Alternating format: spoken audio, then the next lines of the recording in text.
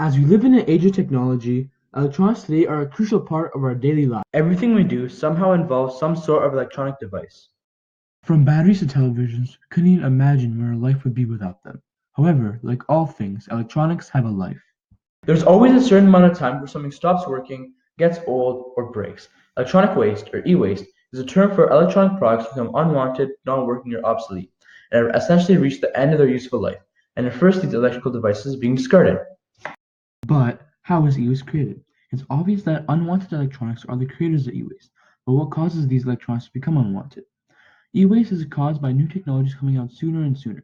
Because of this, we are throwing out our old electronics faster, as we are always trying to upgrade to the newest thing. As a result, the sudden increase in e-waste is a result of the cycle of new technologies coming out. However, this cycle is very important to us as people. This has some positive impacts on us socially and economically. Socially, this new technology coming out has advanced us even further, having us being able to do things that were deemed impossible before. With more advanced technology also comes with constant improvements to our daily life, making it more efficient to do certain tasks. For example, before we were only limited to listening to music through Walkmans or MP3 players. Now, with the gradual advanced technology, smartphones with things like Spotify and iTunes make it more efficient to do the same task, listen to music. Economically, newer technology also brings in a lot of money.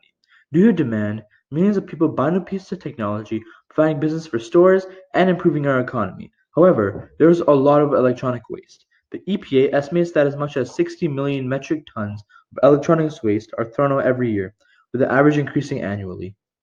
However, that's where a big problem comes in. The issue with electronic waste is when these devices aren't discarded properly and are put into landfills. And sadly, most of our electronic waste is getting into landfills, with 60% of our e-waste ending up in a landfill.